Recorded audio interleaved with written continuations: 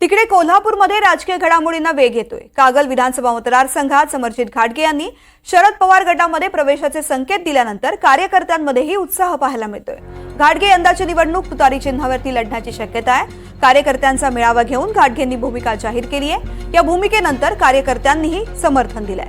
येत्या निवडणुकीत राष्ट्रवादी शरद पवार गटामधील प्रवेशाचा मोठा फायदा होणार असल्याची प्रतिक्रिया कार्यकर्त्यांनी दिली आहे। त्यांच्याशी बातचीत केली आहे आमचे प्रतिनिधी विशाल पुजारी।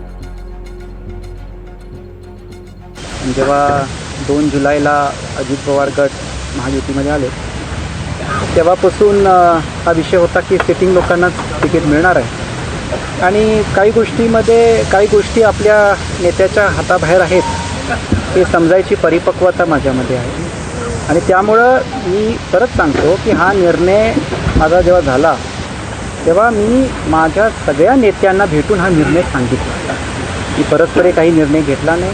मी देवेंद्रजींना सांगितलं, चंद्रकांत दादांना सांगितलं, गडकरीजींना सांगितलं, बावनकुळेंना सांगितलं, ज्योतिरादित्य सिंधिया महाराजांना सगळ्यांना मी हा निरोप सांगितला की मला कागल विधानसभा जिंकायची असेल तर मी अपक्ष उभारण्यापेक्षा मला तुतारी घेतली पाहिजे आणि मला विधान परिषदमध्ये कुठलाही इंटरेस्ट नाही, कारण बॅकडोर एंट्रीमधून मी आमदार होणार।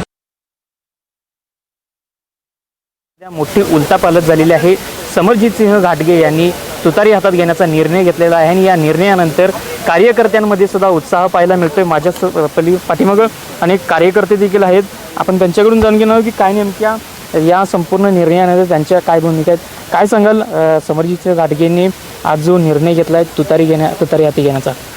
राजेंनी जो तुतारी हाती घेण्याचा निर्णय जो घेतलेला आहे तो त्यांचा एकट्याचा नसून आम्ही सर्वसामान्य जे निष्ठावंत राजेंची मावळे आहोत हा आम्ही त्यांना निर्णय घ्यायला भाग पडलेला आहे। कारण का कागलचा जर स्वाभिमान जपायचा असेल तर तुतारीशिवाय पर्याय नाही, कागलचा विकास करायचा असेल तर तुतारीशिवाय पर्याय नाही आणि कागलच्या सर्वसामान्य निष्ठावंत कार्यकर्त्याला जर न्याय द्यायचा असेल तर तुतारीशिवाय पर्याय नाही। आपण जर बघितलं असाल तर 25 ते 30 वर्षे जे या तालुक्याचे आमदार आहेत, रस्ते गटरी याशिवाय काही तालुक्याचा विकास झालेला नाही। एक कर्नाटक आणि महाराष्ट्र राज्याच्या सीमेवरचं कागल हे आमचं शहर आहे।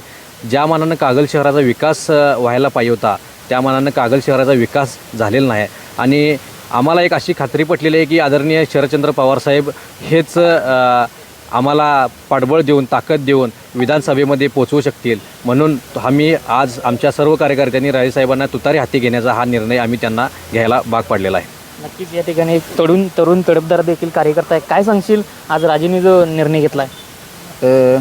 प्रथमतः कागल तालुक्याला एक शिक्षित आणि उच्च शिक्षित नेतृत्वाची गरज पहिल्यापासूनच होती, कारण लपवालपवीची कामं विरोधकांनी याआधी केलेली आहेत आणि त्यामुळेच त्यांच्यावर कदाचित ईडीची धाड पडलेली आहे आणि स्वतः राजेसाहेब चार्टर्ड अकाउंटंट आहेत आणि मी सुद्धा CA फायनलची राजेसाहेबांच्यामुळे तयारी करतो आहे। राजेसाहेबांनी जे त्यांचं व्हिजन ठेवले पुढं भविष्याचं त्या भविष्याकडे बघून आम्ही सर्व युवक कागल गडिंग्लज उत्तूरचे सर्व युवक त्यांच्या पाठीशी आहे।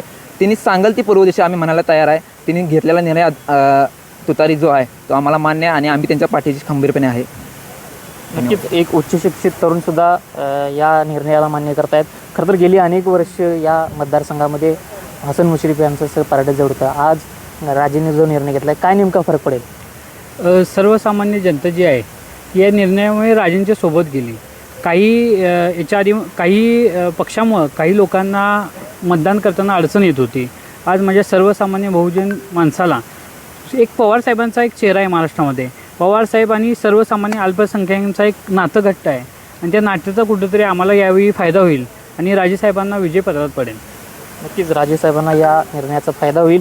खरं तर काय नेमकी या पाठीमागची राजकीय रणनीती आहे? तुतारीच का हाती घेतली असावी? गेली अनेक वर्ष राजेसाहेब भाजपचं काम करत आहेत आणि प्रामाणिकपणे त्यांनी पक्ष या जिल्ह्यात वाढवण्याचं काम केलं आहे। 2019ला जर तुम्ही बघितला तर अशीच युतीच्या कारणामुळे राजांना तिकीट डावलण्यात आलं, अपक्ष लढावं लागलं, विजयापर्यंत आम्ही पोचू शकलो नाही, मात्र चांगली मतं आम्हाला मिळाली। आत्ताही तेच करायचं असेल तर मग लढायचं कशाला अशी कार्यकर्त्याची भावना होती। कोल्हापूरच्या कागल विधानसभा मतदारसंघामध्ये